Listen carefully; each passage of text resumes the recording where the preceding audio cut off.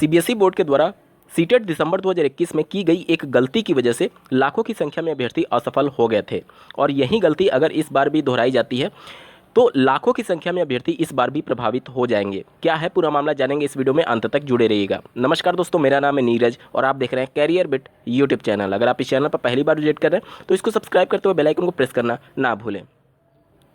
पिछली बार यानी सीटेट दिसंबर 2021 से ही ऑनलाइन परीक्षा का प्रचलन शुरू किया है सीबीएसई बोर्ड ने। उससे पहले परीक्षाएं ऑफलाइन होती थी, यानी एक ही दिन एक ही समय पर सभी अभ्यर्थियों का एक ही पेपर के माध्यम से मूल्यांकन किया जाता था, जिसमें सभी का स्टैंडर्ड या फिर लेवल एक ही होता था। लेकिन मजबूरी ये है कि अब ऑनलाइन होने की वजह से एक दिन में तो सभी की परीक्षा पॉसिबल है नहीं। इस वजह से कई शिफ्टों में ऑनलाइन पेपर का आयोजन किया जाता है और कई शिफ्टों में जब पेपर सेट किया जाता है तो ये प्रैक्टिकली पॉसिबल भी नहीं है कि सभी का स्टैंडर्ड या फिर सभी का लेवल एक समान रखा जाए। इसी के लिए नॉर्मलाइजेशन का कॉन्सेप्ट इंट्रोड्यूस किया गया था। जहां पर ऑनलाइन परीक्षाएं होती हैं वहां पर नॉर्मलाइजेशन के तहत जिसका पेपर आसान होता है उसके कुछ लेवल को इक्वल करने के लिए, या फिर जिसका पेपर कठिन होता है उसका लेवल इक्वल करने के लिए जिनका पेपर कठिन होता है उसके कुछ नंबर्स ऐड हो जाते हैं और जिनका आसान होता है उनके कुछ नंबर्स माइनस हो जाते हैं।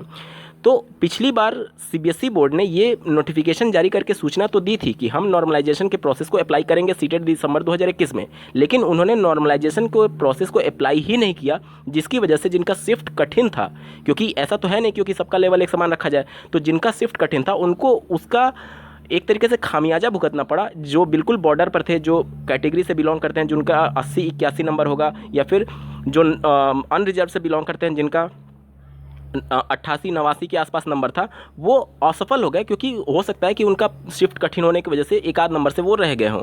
अगर नॉर्मलाइजेशन का प्रोसेस अप्लाई किया जाता तो ऐसे लाखों की संख्या के अभ्यर्थी होंगे जो कि निश्चित तौर पर एक आध नंबर पाकर के सफल हो सकते थे अगर नॉर्मलाइजेशन अप्लाई किया जाता। इस बार की सीटेट दिसंबर 2022 की भी परीक्षा में ये देखने को मिल रहा है कि अभी तक जितनी परीक्षाएं हो चुकी हैं उन सब में लेवल एक समान नहीं है। कहीं किसी शिफ्ट में बहुत ज़्यादा मॉडरेट टू हार्ड क्वेश्चन पूछे जा रहे हैं और कहीं पर किसी शिफ्ट में इजी टू मॉडरेट क्वेश्चन पूछे जा रहे हैं, तो लेवल एक समान नहीं है। इसलिए सीबीएसई बोर्ड को अपनी पिछली गलतियों से सीख लेते हुए इस बार नॉर्मलाइजेशन के प्रोसेस को निश्चित तौर पर अप्लाई करना चाहिए।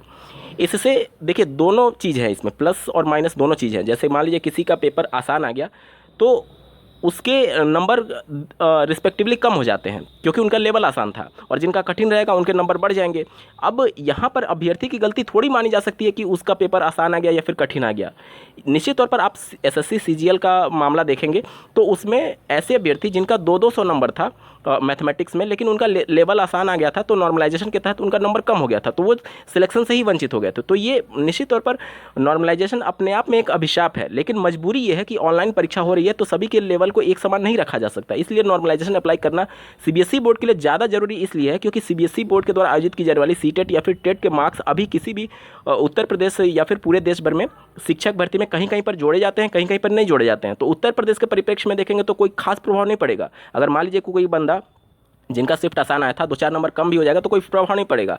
लेकिन ऐसे राज्य जहां पर शिक्षक भर्ती में डायरेक्टली टेट के मार्क्स जोड़े जाते हैं, जैसे आप बिहार का उदाहरण ले लीजिए, तो वहां पर नॉर्मलाइजेशन के तहत जिनका शिफ्ट आसान होगा उनके नंबर कम हो जाएंगे। इस वजह से वहां पर उन अभ्यर्थियों को प्रभाव पड़ेगा जो कि शिक्षक भर्ती में सीटेट के बेस पर सम्मिलित हो रहे थे। इस वजह से नॉर्मलाइजेशन नहीं अप्लाई करने से जिनका शिफ्ट कठिन हो रहा है उनको नुकसान हो रहा है, और नॉर्मलाइजेशन अप्लाई करने से जिनका शिफ्ट आसान है उनको शिक्षक भर्ती में नुकसान हो रहा है। इसलिए ऊहापोह की स्थिति मची हुई है और बीच की कंडीशन की वजह से सीबीएसई बोर्ड ने पिछली बार नॉर्मलाइजेशन अप्लाई नहीं किया था, और इस बार देखने वाली बात होगी कि इस बार सीबीएसई बोर्ड अप्लाई करता है या नहीं। आपको क्या लगता है, नॉर्मलाइजेशन अप्लाई करना चाहिए या नहीं? कमेंट के माध्यम से जरूर बताइएगा, और ऐसे ही महत्वपूर्ण अपडेट के लिए इस चैनल को सब्सक्राइब करना ना भूलें।